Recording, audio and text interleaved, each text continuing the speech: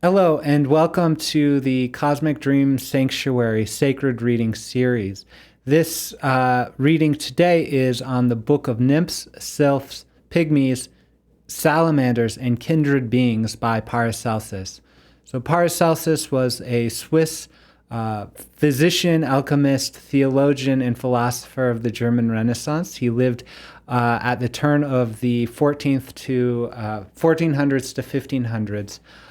One of the reasons why this text is coming up is because it is one of the first in history to talk about sylphs. And sylphs, for me, have come up in the Book of Galactic Light, which is offered on the Cosmic Dream Sanctuary YouTube channel and is essentially channeled material from angelic sources.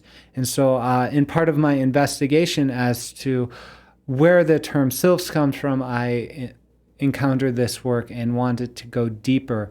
My hope and my expectation is that this is a kind of a fanciful communication as to what the nature of elemental beings, but also invites us into a different worldview than what we might normally be aware of. And so I've read part of this text actually earlier this week as part of the fellowship service, as a way to introduce elementals, but I wanted to go deeper into this text, primarily as a way to explore the different aspects of our mind about how we can relate to these elemental beings.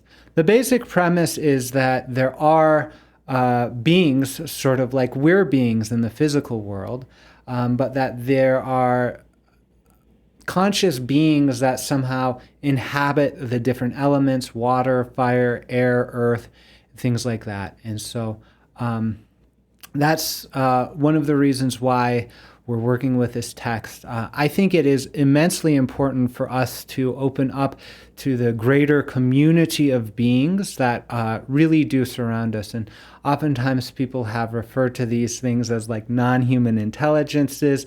They might be extraterrestrial, they might be ultra-terrestrial, they might be elemental.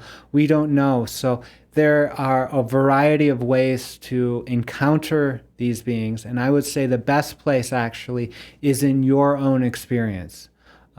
So without further ado, let's get into the text. And just as a note, all of the readings here offered in the Sacred Reading series are offered as a meditation, as a way to engage your own contemplation and as a way to tune into your own inner wisdom. So it's less about identifying exactly what's going on. It's less about keeping notes, and it's more about being present with the words that are offered in the way that you might be present with your breath. So you may even want to start engaging in a practice of mindfulness and mindful breathing, and that's simply by taking a breath, being present with that by observing the physical sensations. And whenever you get distracted, and in the case of mindfulness meditation, you bring your attention back to the physical sensation of breath. In this same way, you're invited to come back to the physical sensation of hearing and seeing the text. So thank you for being present, and thank you for exploring elementals in your own experience.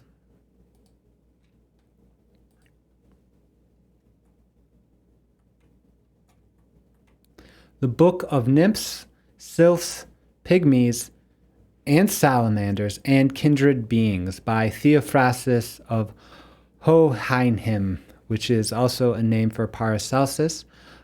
The contents of this book treat of 4 kinds of elemental spirits, namely those of water, earth, fire, and air.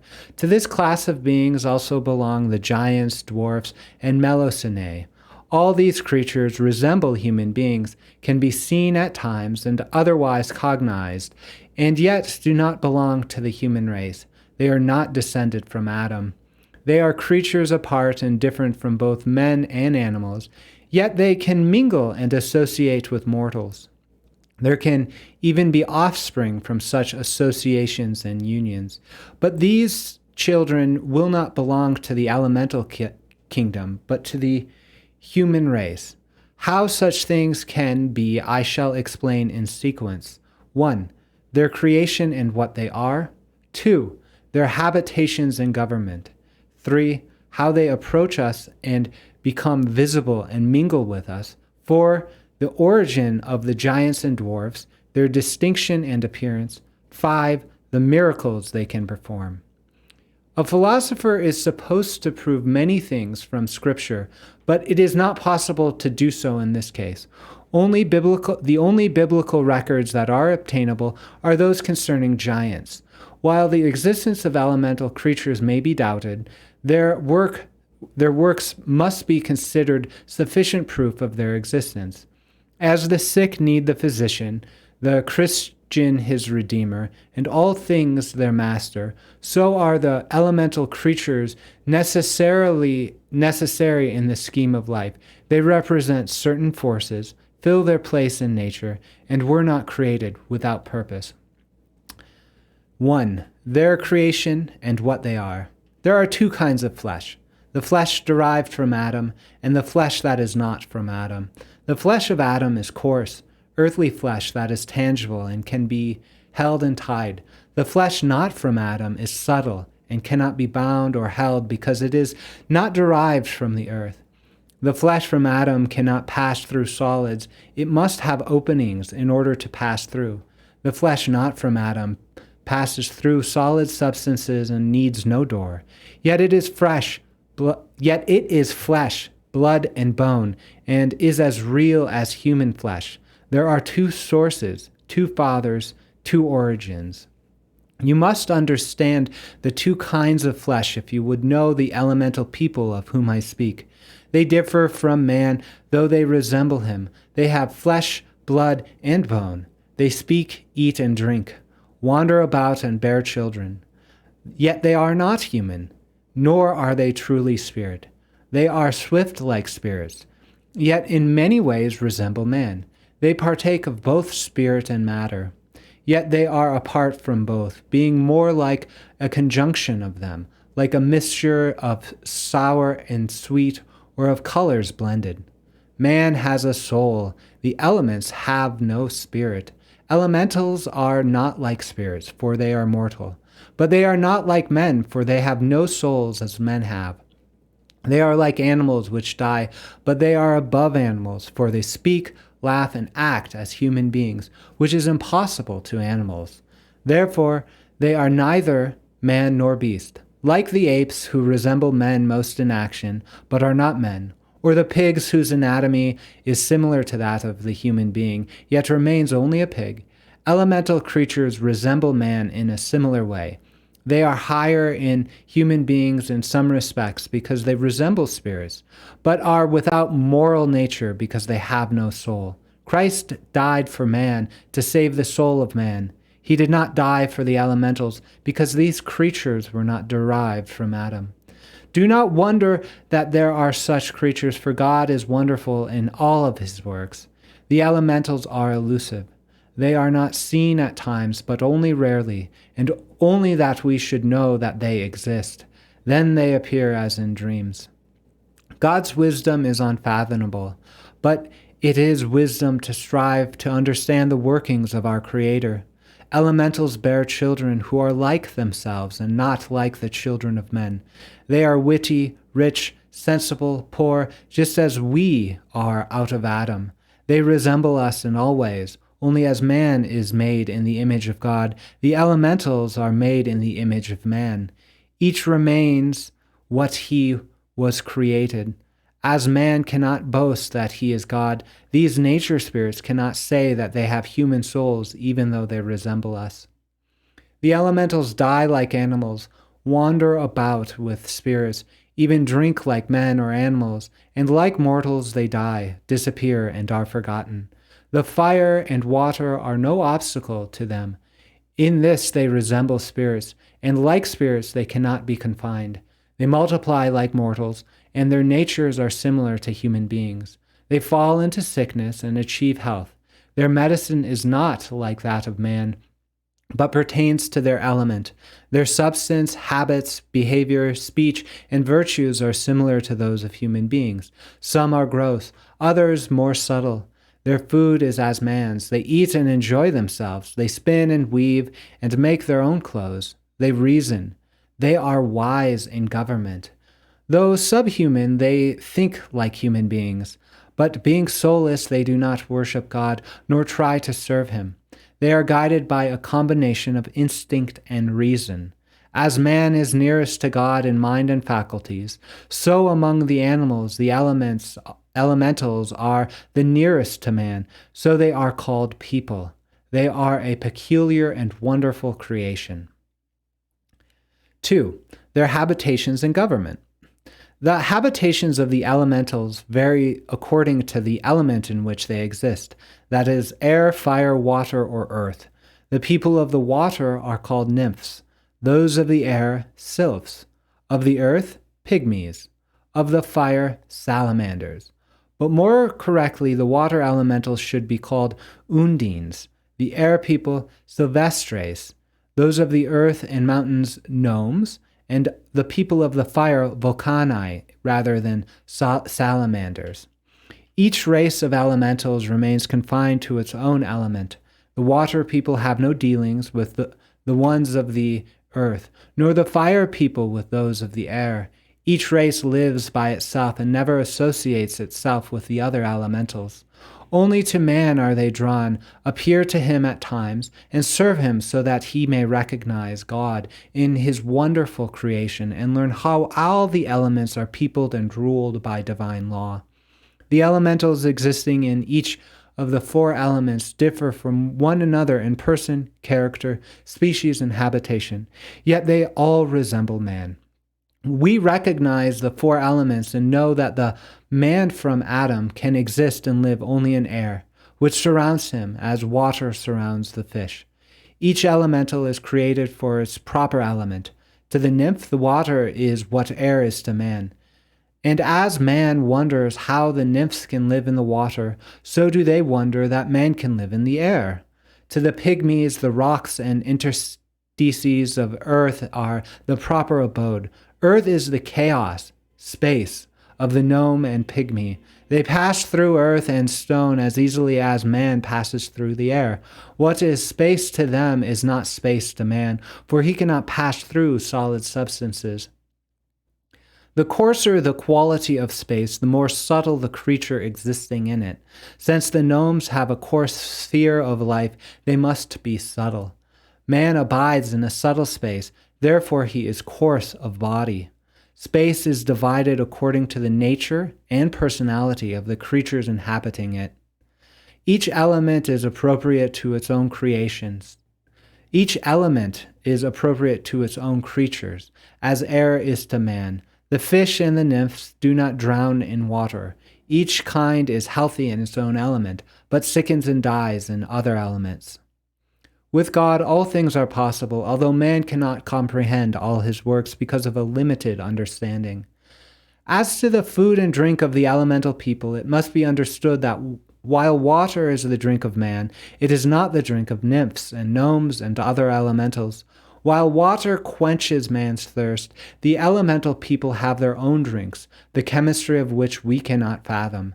They must eat and drink, but what is their food and what is their drink in their mysterious worlds? It is impossible to answer. We know only that their worlds are as suitable to them as ours is to us. They clothe themselves according to their needs and means. They are discreet and chaste. They have their societies and governments as do the bees and the ants. Like the snow geese, they have their kings and queens. They have their leaders, not according to human law, but according to the law of their own nation, higher than the law of animals and lower than human laws. God has dressed and made beautiful all of his creatures. Animals grow their clothing upon their bodies, but the elementals must work to fulfill their needs as do men. They labor according to the element in which they live. As God has given man the sheep for its wool, so he has given the elementals their sheep, that we know not of in the spheres of fire, earth, air, and water. God dresses not only us, but also the nymphs, salamanders, gnomes, and sylphs. All are under divine protection and care. He clothes and guides all creatures, not only men, but many beings we know not of. The elemental people have their day and their night, their sleeping and waking as we have. They have the sun and the firmament, as well as we. To the gnomes, the earth and rocks are transparent. The sun shines through the earth for them, and likewise the moon and the stars. It is the same with the Sylphs and Salamanders. Therefore, they have their seasons, day and night, summer and winter.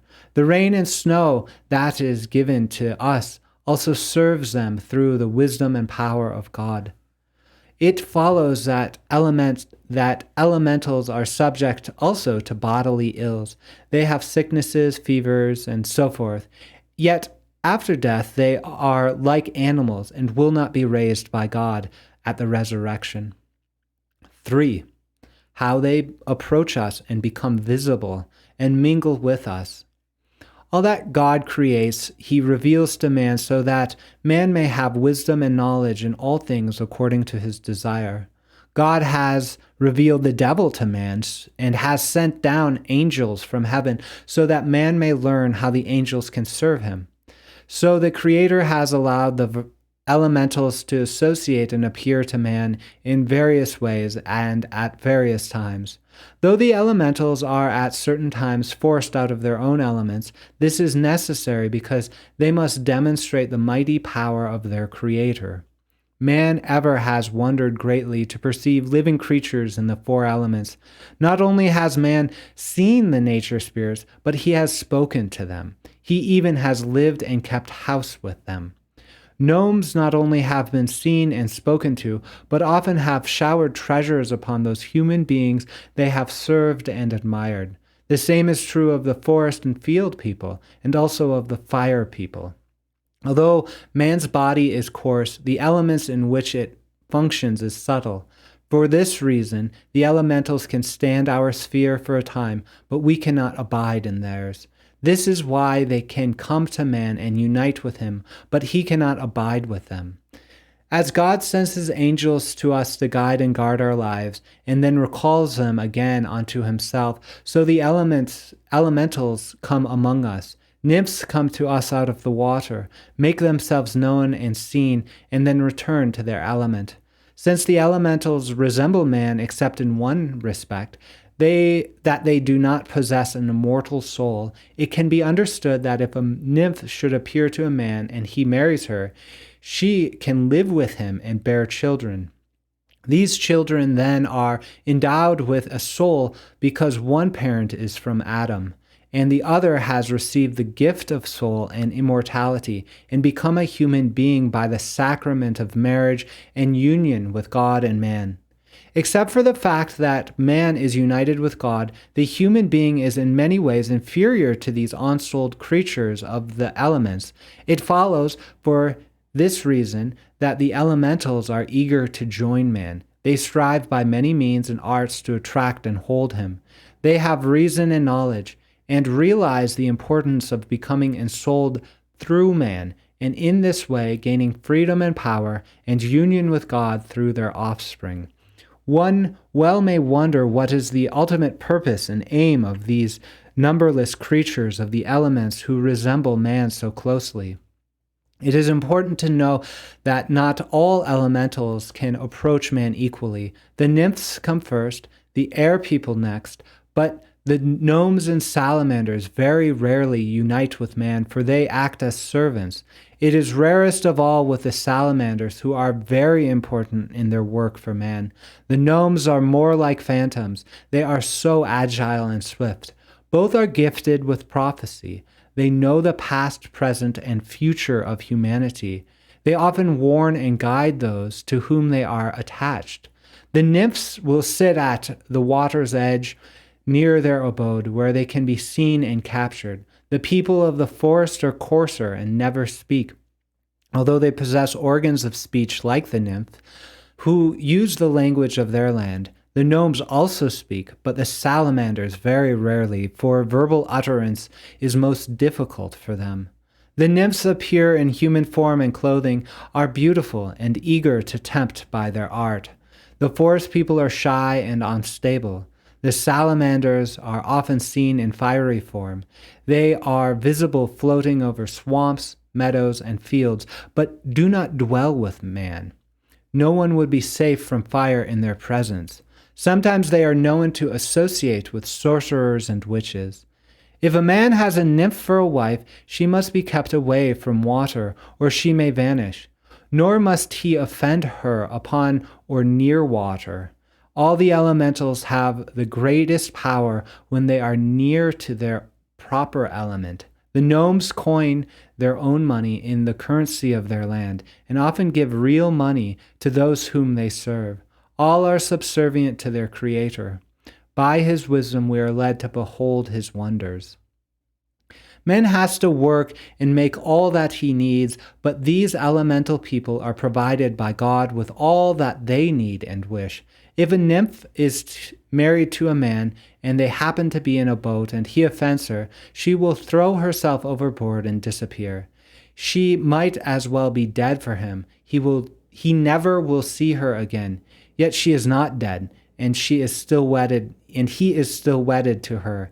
He cannot lawfully take another wife, for he is not divorced. He is bound to her for eternity, though she has departed from husband and children. If the man should nevertheless take another wife, the nymph will kill him, which has happened many times. There are other beings still belonging to the water element called sirens. They are more on the surface of the water than under it. They resemble misshapen human beings. These are monsters and miscreations born of two nymphs, just as monstrosities often are born of human beings.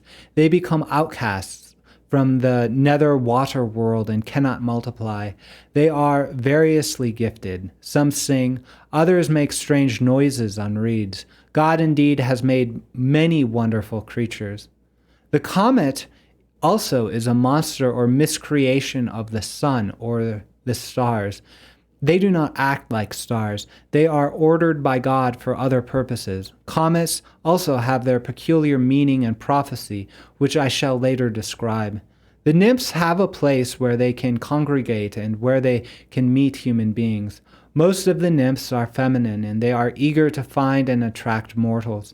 For that reason, they choose a place astride of their own element, but in the natural element of man, where it is possible that such meetings can take place. This place is called Venusberg.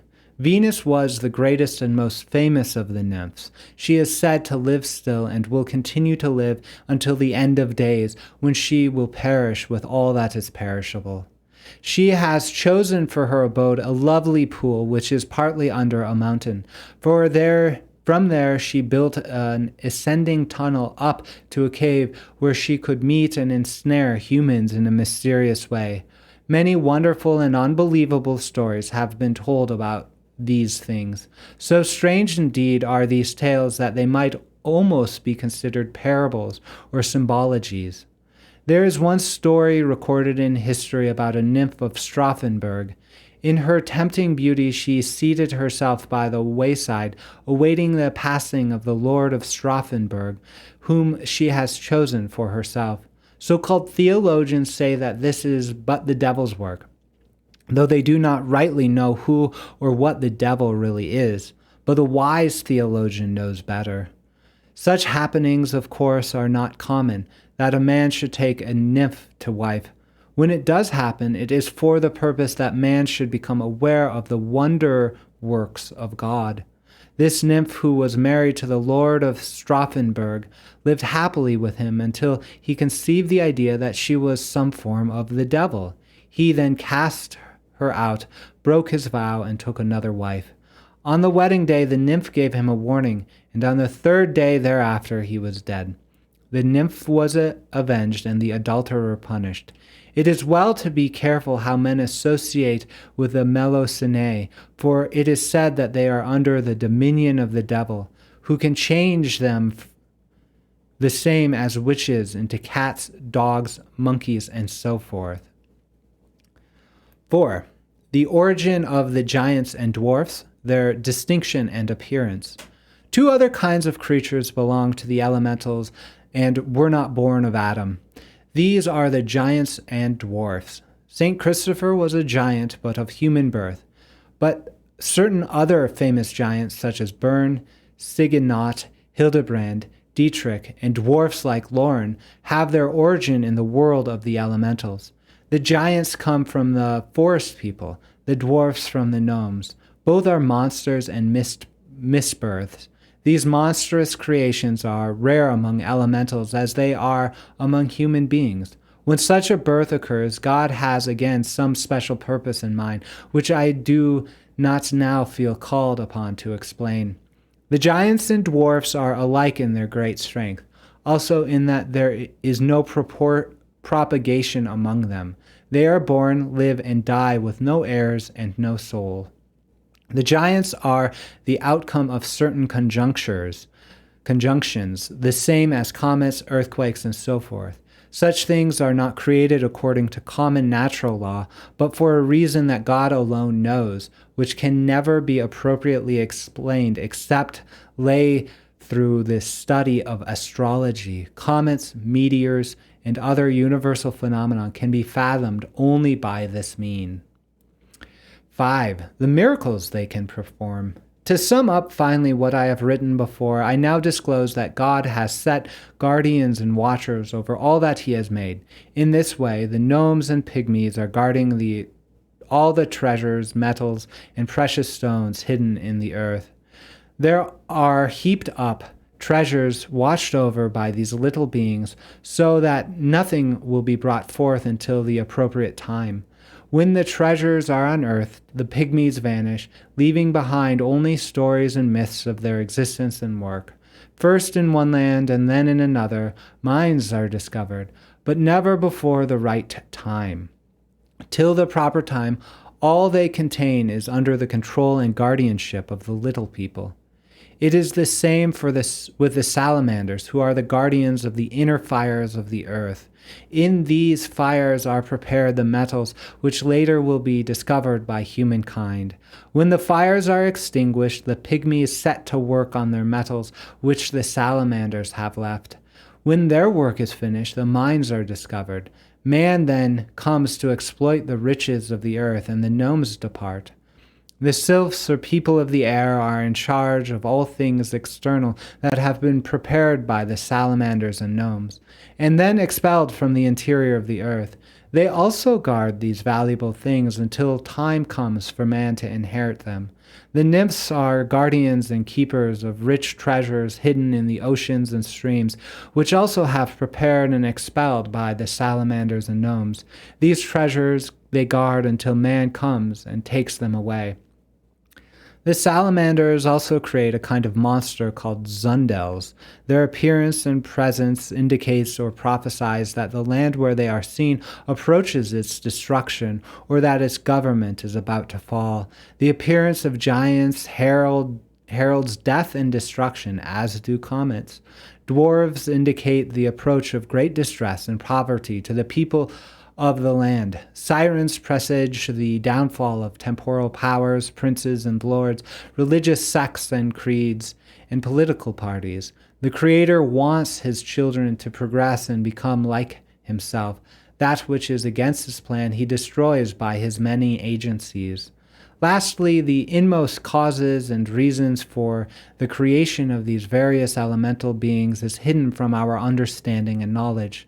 But at the end, all things shall be revealed to us, the greatest and the least, and the reason for all things.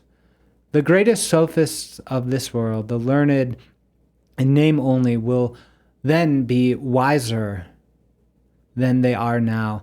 The real will be distinguished from the unreal, the wisdom from the unwisdom, those who have written according to the truth, and those who have set down the untruth. To each will be measured out according to his merits. Not everyone will then be called a master or a doctor. The wheat will be divided from the chaff. Blessed, then, will they be who in their time had an open mind and a true understanding. Then what is in the heart of man will be written upon his brow. I commend what I have written according to the truth of God to God, who who will reveal the light of each according to how he let it shine in this world. Theophrastus of Hohenheim.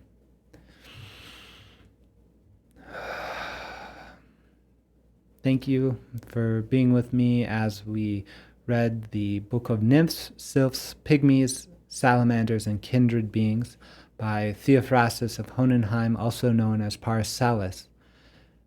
I want you just to take a moment to reflect on what you've listened to, what your mind has been exposed to the sense of the actual life and agency of these elemental beings, right? You've opened up to a worldview that is more ancient than ours, that acknowledges the reality of these elemental beings, right? And it talked about a certain arrangement of nature, of God making man in his image, of these elementals in the image of man. And even though there may be a lot to distinguish or discern between the worldview and the actual anecdotes, I wonder if you can touch in with a belief and possibility that there is a greater community of beings, of conscious beings that are perhaps something like us, living in the elements in some way, shape, or form, in realms slightly outside, a little more subtle, a little more coarse than our life, our realm, and that there is actually indeed an intermingling. Understanding that there are indeed stories now told of people living in the mountains, like in Mount Shasta, or the Apunians in Latin America, and of the interaction between these water elementals and men taking wives, right, and children, bearing children. These are stories that are actually told still nowadays. These are not old-timey stories.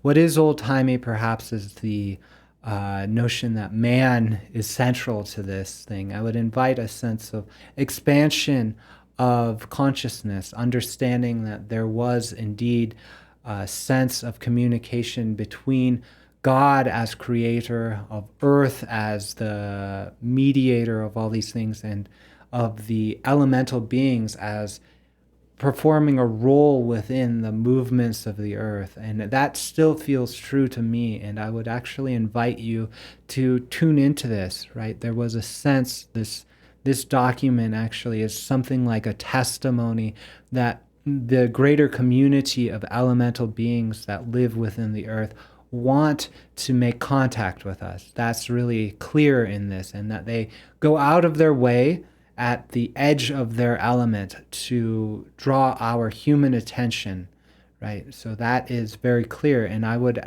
invite you, if you're curious about the elemental beings, to go to those spaces, the liminal spaces between the human world and the elemental world. And these might be lakes, these might be forests, these might be places where nature can come in. Perhaps there's a little bit of chaos here and there, perhaps overgrown buildings that would be very beautiful to encounter.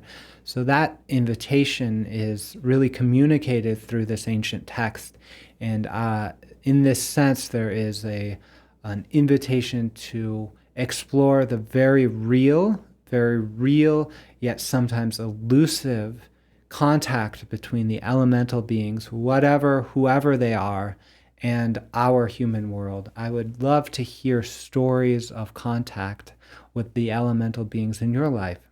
So thank you for being present with this text, and thank you for exploring elementals and the contact you might have with elemental beings in your life.